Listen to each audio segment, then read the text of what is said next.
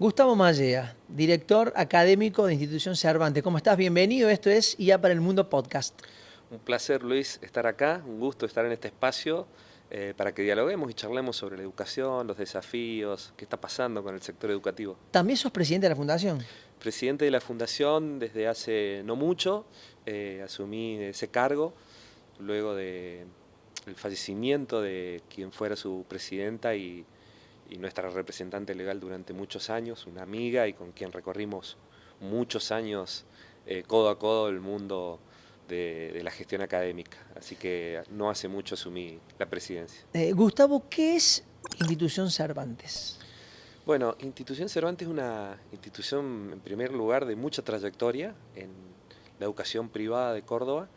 Te diría hoy, en el nivel nuestro, que es el nivel superior de carreras tecnicaturas, no universitarias, digamos, una de las de mayor trayectoria. Nuestra institución hoy viene de cumplir 60 años, o sea, más de 60 años en la educación.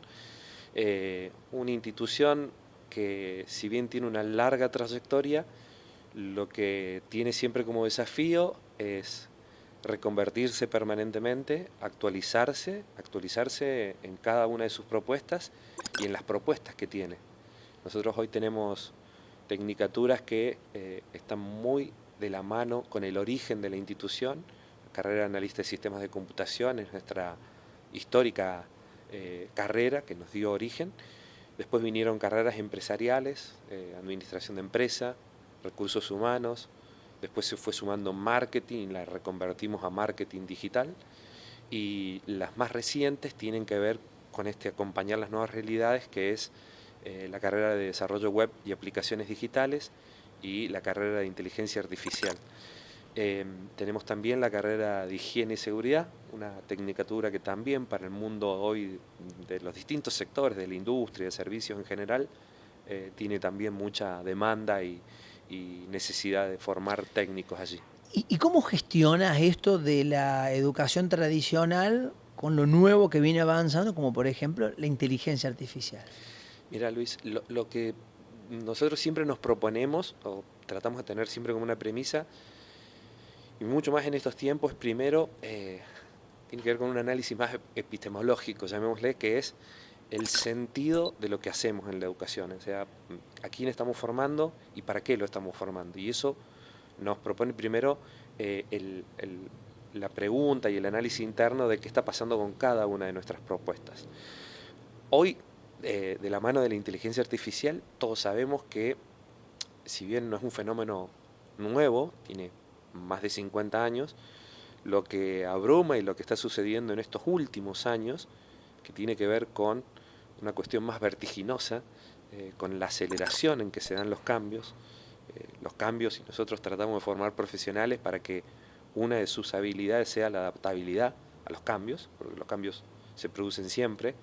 Lo que hoy estamos tratando de incorporar en reflexión en cada una de las carreras, no importa tecnológicas o no tecnológicas, es la adquisición de las habilidades de comprender el contexto en donde nuestros profesionales van a interactuar.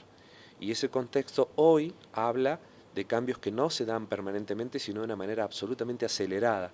Y eso para nosotros es una necesidad puntual de trabajar esa nueva habilidad. La inteligencia artificial creo que hoy propone a los profesionales, porque es nuestro sector puntual, pero creo que en general a la sociedad, a los sectores, a las organizaciones y demás, primero entender esta complejidad, segundo, aliarse. Creo que no hay ninguna duda que ya no hay debate de si la automatización o la inteligencia artificial y todos estos fenómenos van a desplazarnos o no. Creo que no queda otro por aliarse y entender que pueden ser importantes herramientas.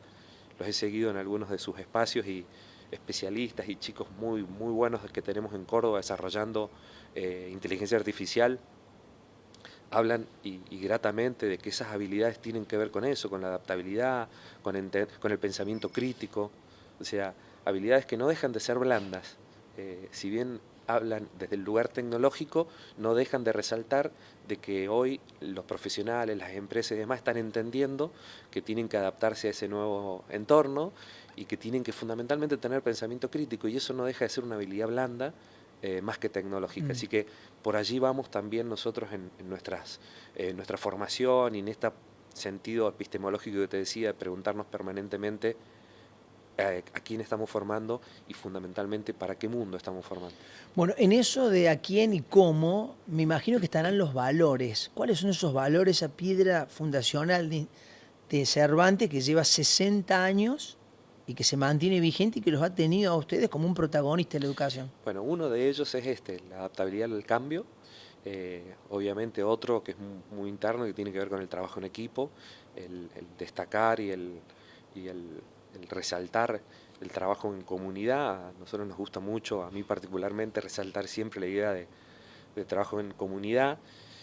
Y cuando uno lo analiza, ese concepto de qué entendemos por comunidad educativa, que en el mundo escolar inclusive se menciona permanentemente, nosotros le damos un valor importante porque comprender lo que implica el concepto de comunidad es entender que nosotros estamos formando estudiantes para el mundo al que se viene, pero lo tenemos que hacer de la mano del entorno, y entonces ahí está bueno compartir los proyectos que implementamos. Tenemos un proyecto que se llama Profesionales y Organizaciones en el Aula. ¿Qué hacemos ahí? Buscamos, cada carrera tiene objetivos que cumplir en cuanto a la presencia de profesionales de manera individual o representantes de organizaciones que van concretamente al aula a compartir sus experiencias, a compartirle qué está pasando en el mundo real, a trabajar sobre problemáticas de casos reales que el empresario o el profesional lleva y comparte y sociabiliza. Ese proyecto para nosotros es muy valioso porque es una de las formas concretas de que nuestros estudiantes empiecen a vivenciar ese contexto al que lo estamos preparando. Y después tenemos, nuestras carreras todas se reconvirtieron en tener espacios de prácticas profesionalizantes. La mayoría de las carreras tienen 3 espacios, la práctica 1, la 2 y la 3, en donde en una cuestión secuencial trabajamos proyectos que terminan siendo proyectos, te diría, de casi profesionales, de consultoría. ¿Y eso lo haces con empresas? Lo hacemos con empresas, los estudiantes tienen que elegir una organización real, en donde lo que hacen es en 3 secuencias: relevamiento, diagnóstico y propuestas. Esa sería la lógica de la práctica. Y las propuestas son trabajos de consultoría realmente muy importantes. Hay organizaciones que lo han tomado, que le han dado valor, lejos de ser un trabajo y un proyecto académico. Una vez egresado lo han tomado para implementar en sus organizaciones. En definitiva, Luis, lo que resalto es esto: no importa la carrera, el desafío que tenemos siempre es tratar de estar muy sensible a lo que está pasando en el mercado en donde esos profesionales tienen que interactuar. ¿Hay alguna carrera que vos decís, esto define a Cervantes? Bueno, te desafío a que me nombres una, por supuesto, todas son muy importantes. Se me van a enojar los directores, se van a poner celosos, pero no, creo que yo debo destacar la que fue nuestro puntapié inicial, que es la carrera de analista de sistemas, que es la que le dio origen a la institución, en cuanto origen en las carreras formales, digamos. Nuestra institución tiene orígenes de formar en cursos cortos para los ingresos a las universidades. Sí. Fue el origen. Nuestro fundador fue una persona que ha sido pionero en la educación privada de Córdoba, ha sido un referente para, dicho por autoridades de universidades privadas fuertes de Córdoba. Francisco Humberto Vital, el fundador, fue aquel referente al que había que seguir en lo que era la educación privada de Córdoba. Pero analista de sistema por la historia, por la reconversión que hemos logrado hacer para que esa carrera siga vigente. Tiene mucho que ver con ese ADN. Después, obviamente, te vuelvo a decir, la institución empezó a ampliar en propuestas en donde nos fuimos más para el sector empresarial, nos fuimos con una propuesta de gestión inmobiliaria que forma en definitiva al martillo del corredor público. Los inmobiliarios de la región hemos formado muchísimos allí y fuimos metiendo otras carreras que tienen que ver con otras ciencias, ¿no? Pero para identificarla, analista de sistemas.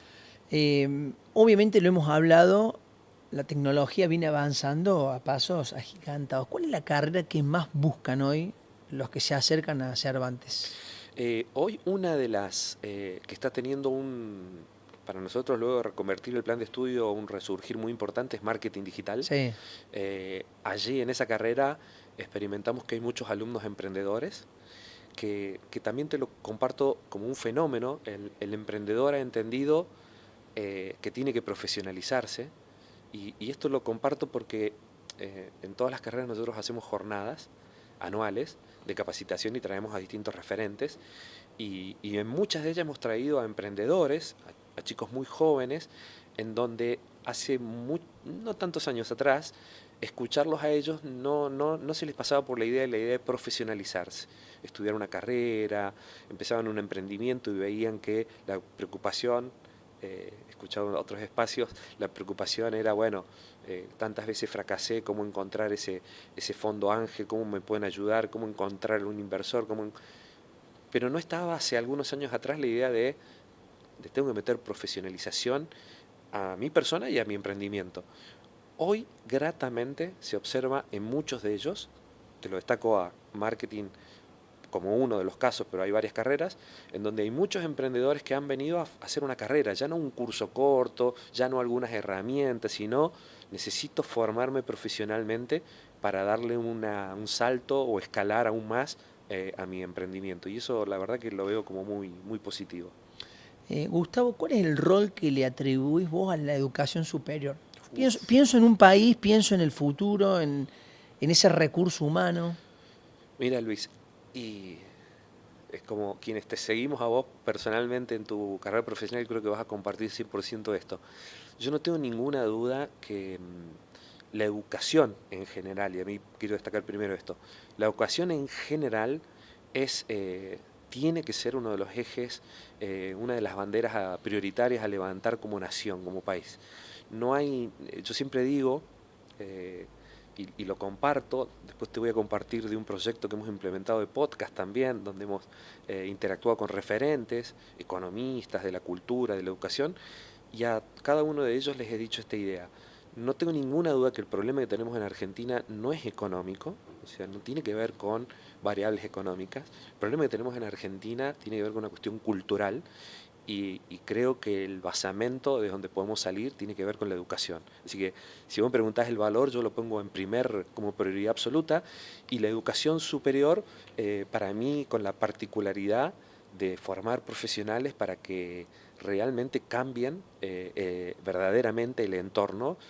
Nosotros damos mensajes muy acotados, pero que tiene que ver con que cada persona puede transformar su metro cuadrado y tiene que tener eso como premisa en su actuar profesional, pero no hay ninguna duda que desde la educación superior se puede transformar la sociedad y el país en el que vivimos.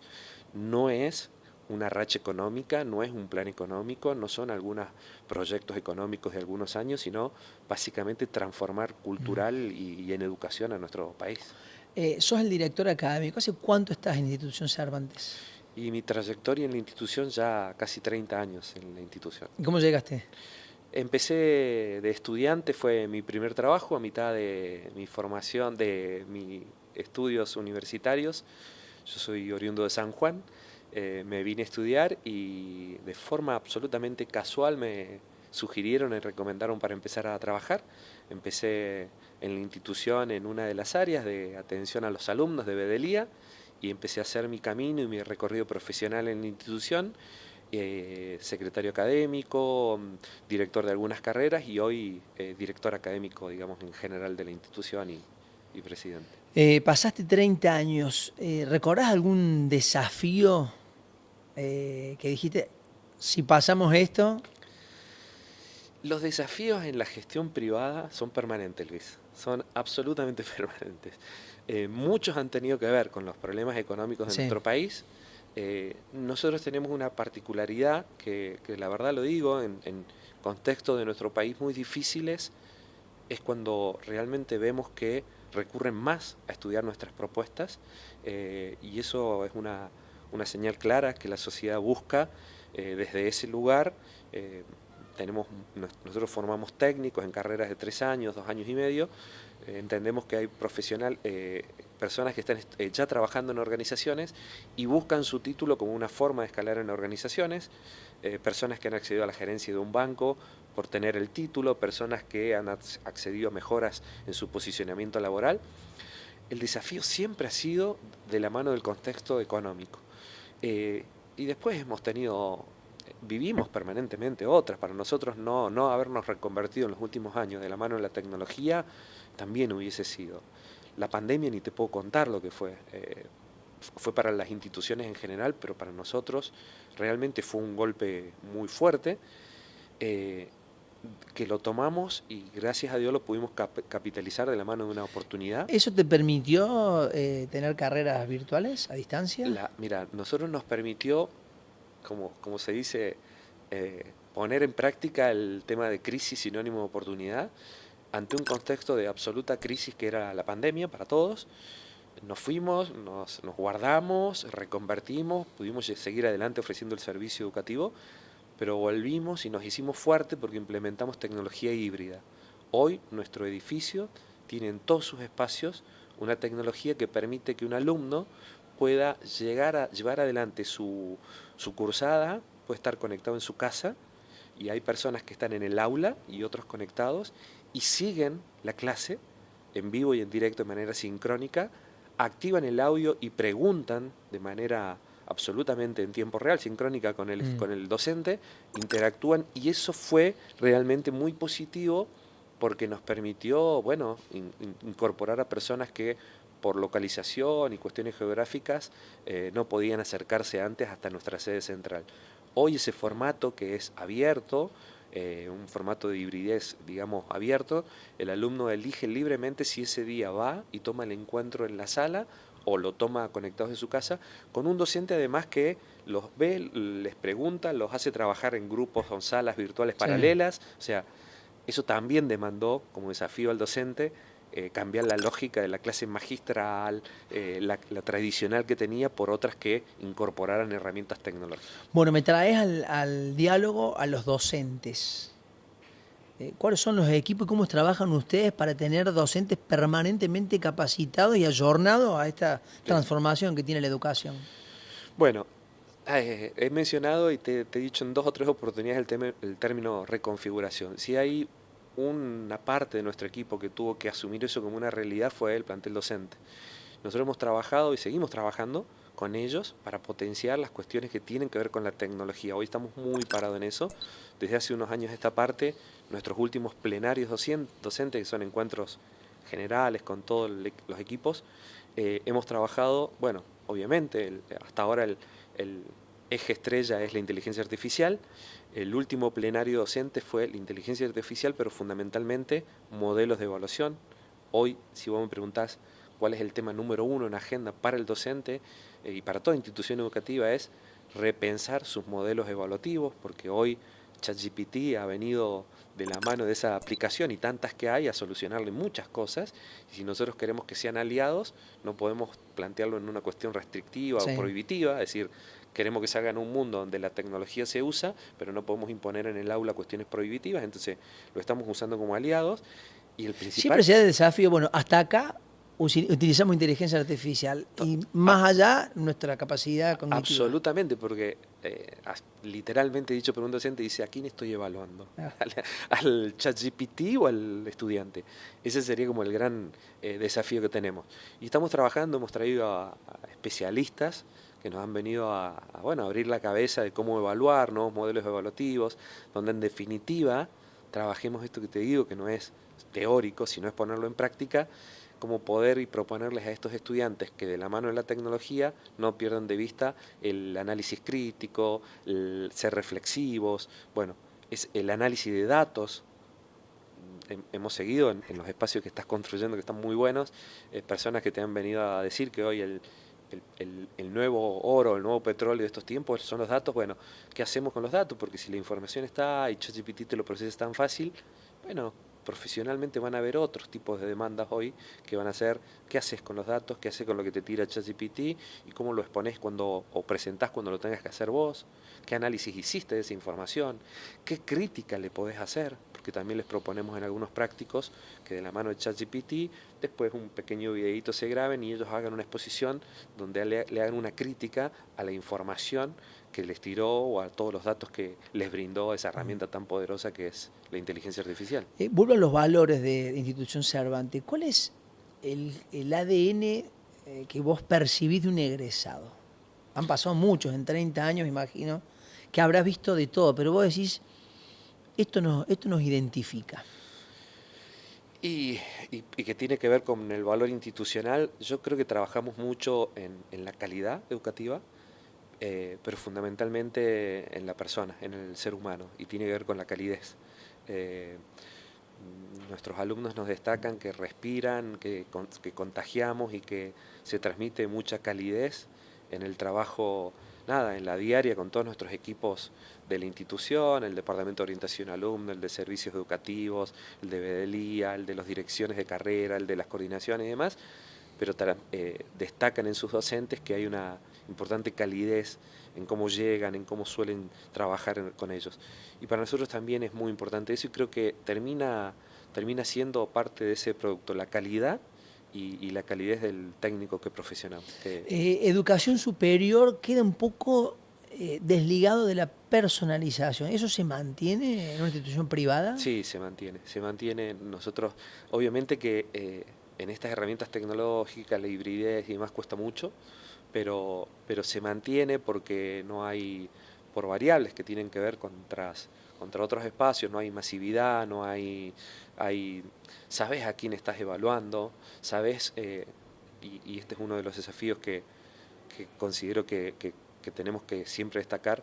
Nosotros tenemos que detenernos también en los aspectos formativos y no en el resultado final, qué pasó en el proceso, y sabes, conoces a ese alumno que está en el proceso, por la capacidad y conformación de los grupos, el docente identifica a sus alumnos, el docente identifica sus realidades. Tenemos departamentos que acompañan problemáticas que se dan en los estudiantes del nivel superior, de todo tipo, y entonces tenemos equipos que trabajan para acompañar esas que a veces no son solamente las de estrategias de estudio, las dificultades para comprender, sino que tienen que ver con cuestiones más personales, que tienen que ver con dificultades personales de todo tipo, económicas, laborales y demás. Bueno, tenemos un área que se encarga de acompañar y llevar adelante ese seguimiento, con entrevistas que hoy, bueno, si no es presencial porque estás geográficamente lejos, hagamos un Teams, nosotros trabajamos con Microsoft Teams, hagamos una tutoría virtual y charlamos sobre las problemáticas que estás teniendo para atender tu situación y para ver cómo la podemos gestionar y acompañarte en ese proceso. Hay una problemática que vienen marcando los especialistas en educación, que es los chicos que dejan la secundaria e ingresan a la universidad llegan con un problema y un déficit importante. Sí. ¿Cómo trabajás vos entre el ingreso y que comiencen a desarrollar la carrera como para nivelar? Mira, primero destaco que hoy las instituciones de educación superior tenemos ya no como una premisa, un aspecto a trabajar, ya es casi una necesidad imperiosa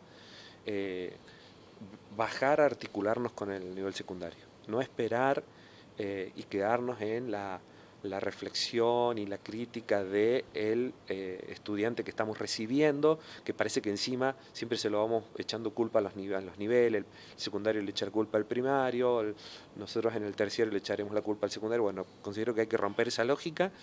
Y lo que estamos haciendo es tratando de articular mayor presencia en los colegios, mayor análisis. Invitamos a colegios secundarios que vengan a nuestras jornadas, nosotros participar en actividades de escuelas secundarias de Córdoba. Hemos armado un programa con el Ministerio de Educación en donde interactuamos en este sentido. Hemos lanzado un programa que en educación privada es inédito, que es, hemos ofrecido un plan de becas a todos, a los mejores promedios, al alumno que se destaque por mérito, entendido en el más amplio de los sentidos del concepto de mérito, para que las escuelas secundarias de Córdoba puedan obtener una beca al 100%, de estudiar 100% de nuestras carreras en el nivel superior. Y considero que lo que tenemos que hacer es trabajar aún más para ver qué podemos nosotros aportar al nivel secundario y no esperar ese estudiante que viene y lo recibimos. Con respecto al que recibimos y trabajamos muchos proyectos internos, nosotros tenemos una materia que es una materia absolutamente de adaptación. Se llama AINS, que es adaptación a los estudios en el nivel superior, en donde trabajamos 3 pilares fundamentales, que son los 3 pilares o los 3 ejes que desatan o son el detonante de la deserción de ese nivel secundario al superior. Trabajamos estrategias de estudio, trabajamos perfil profesional, es decir, que desde el minuto cero conozcan verdaderamente esta carrera que han elegido, que sepan de qué se trata, que conozcan y que vengan profesionales reales a contarles para que empiecen a abrir la cabeza, esto es lo que me gusta, esto no me gusta, esto es lo que quiero hacer, esto no lo quiero hacer. Evitar que esté pivoteando que pierda tiempo, exactamente, en distintas que pierda carreras. Tiempo, que exactamente, ¿no? Que pierda tiempo es clave, porque ese es uno de los factores. Y el tercer factor, que en menor medida, pero se da en el nivel superior, que es aspectos de educación administrativa y estudiantil, que conozcan las exigencias, el reglamento y todo lo que le va a demandar un nivel superior, particular de cada institución obviamente, pero que lo conozcan. Hay personas que a veces empiezan una carrera y utilizan el término, bueno, estoy haciendo un curso, y no asumen que es una carrera profesional. Hay personas que no entienden nada, el nivel de exigencia en cuanto a evaluación y demás. Bueno, también es otro de los ejes a abordar para lograr ese acompañamiento y que no se produzca la deserción. El mayor factor de deserción, obviamente en nuestro sector, es el económico, tiene que ver con problemas económicos. Nuestra carrera la eligen, si bien es de gestión privada, pero la eligen muchas personas que tienen números muy ajustados, trabajan y estudian, lo hacen justamente para poder bancarse o llevar adelante el pago de sus aranceles de estudio, y entonces a veces las dificultades sociales, económicas les impacta de lleno en su realidad de poder seguir o no estudiando o seguir adelante con la carrera. Y la otra es esta, de realmente conocer ese perfil profesional, qué es lo que van a hacer cuando egrese. ¿Hay edad para estudiar? No, no hay edad. No hay edad. Nosotros hemos tenido personas, adultos mayores inclusive, empezando una tecnicatura, recibiéndose y hoy ejerciendo. No hay edad. Sí entiendo que hay que trabajar, depende del segmento de edad, bueno, en la adquisición rápida de estas habilidades para ejercer de la mejor manera este rol que nosotros llamamos el rol de ser estudiante, ¿no? Pero Te lo no hay pregunto edad. porque me dijiste, mira, hay gente que es emprendedor y que quiere profesionalizarse. Y quizás ese emprendedor ya tenga 40, Sí. 45 años. Sí. Nosotros en la carrera de administración de empresa tenemos mucho de ese perfil, personas que ya tienen su emprendimiento, que tienen el emprendimiento que fue propio o el emprendimiento que lo heredaron, microemprendimiento de padres, de familiares y demás, que empiezan la carrera y que promedian los 40, 45, 50 años, y obviamente más jóvenes. A veces las modalidades para elegir, modalidad más semipresencial o distancia o modalidad más presencial, los turnos, el de la mañana obviamente lo eligen la mayoría de los chicos que están terminando el secundario, o tienen otro tipo de carga horaria, pero en general es donde están más los jóvenes, pero también hay propuestas que buscan adaptarse a esa realidad, es decir, yo no tengo mucho tiempo y necesito una modalidad que me ayude en el formato pedagógico, esto es menos carga horaria o menos encuentro y más trabajo autogestivo, Sí. demanda, el administrarse en los tiempos, el no pude leer el lunes, martes, miércoles, bueno, el jueves a la noche en algún momento tengo que empezar a estudiar, o el fin de semana tengo ahí libre y tengo que ponerme de cabeza. Trabajamos mucho eso también, las modalidades de carreras a distancia, trabajamos mucho en el rol de ser estudiante, entender esta nueva dinámica de cómo ser un estudiante en educación a distancia, que no es fácil. Vos sos sanjuanino, viniste a Córdoba, estudiaste en Cervantes, te quedaste después a desarrollar tu profesión. ¿Quiénes vienen a estudiar?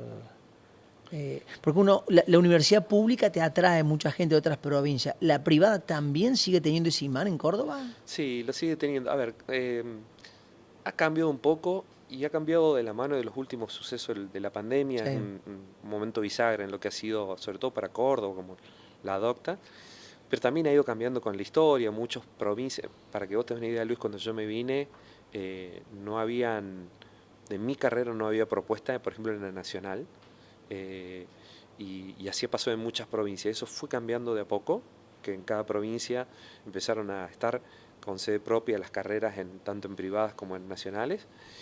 Y después de la pandemia lo que ha sucedido, y lo vemos inclusive acá en Córdoba Capital, en un barrio tan emblemático como Nueva Córdoba, cambió también esta idea de que como la tecnología y estos formatos de educación que te estoy contando me dan esa posibilidad, y una cuestión de costos, muchas personas del interior ya no están viniendo con la misma cantidad, de la misma manera a Córdoba Capital, y siguen tomando propuestas que allí es donde desde la gestión privada entendemos, tenemos una diferencia que es en el proyecto pedagógico que ofrecemos, la posibilidad de que sea sincrónico con un docente que está en tiempo real para salvar las dudas, dar el tema pero también salvar las dudas, con encuentros tutoriales virtuales, es decir, de la mano de este formato que se implementan, la gestión privada, las instituciones como las nuestras siguen siendo muy, muy demandadas, digamos.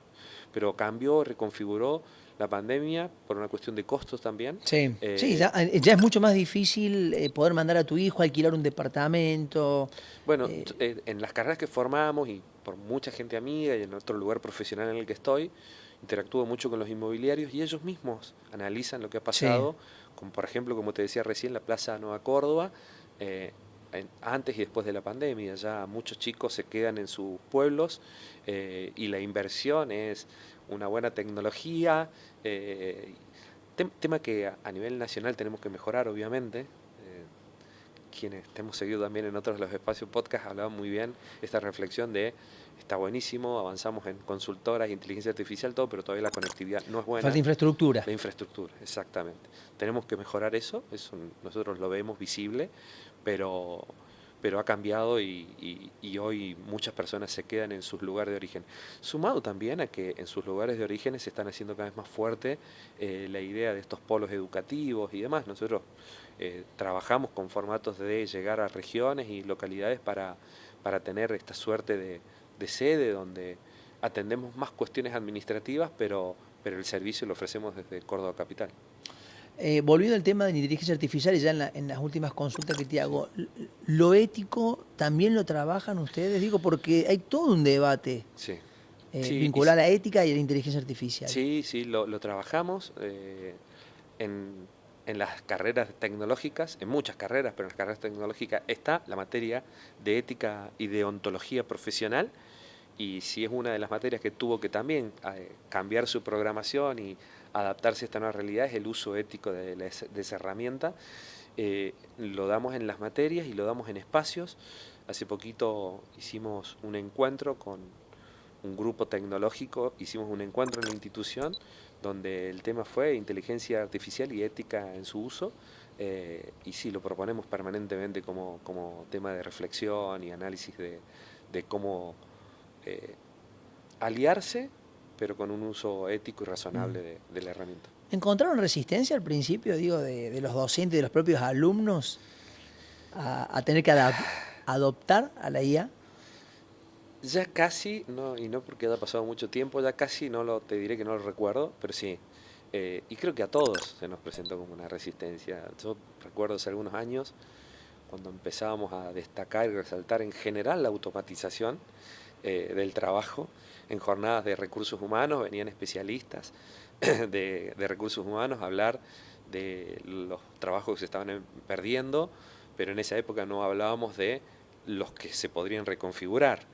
Y hoy ya es una cuestión clara, hay muchos trabajos que se están perdiendo, hay otros que han surgido como nuevos y otros que se están reconfigurando. Entonces, creo que de a poquito fue habiendo resistencia. Yo te diría que resistencia barra temor de esto que, vuelvo a decir, si bien es más de 50 años la inteligencia artificial tiene, esta última, la generativa, la que ha metido un poco más de miedo, yo creo que el término ha sido más un poco de temor a lo desconocido, hasta que después te vas amigando, hasta que después lo vas conociendo, hasta que después vas descubriendo las potencialidades y fundamentalmente, y es el mensaje que queremos dar, hasta que después te vas dando cuenta que ser aliado es una cuestión diferencial y estratégica en el mundo que hoy estamos viviendo. Gustavo, gracias por acompañarnos. Muchas gracias a vos, Luis. Hasta luego.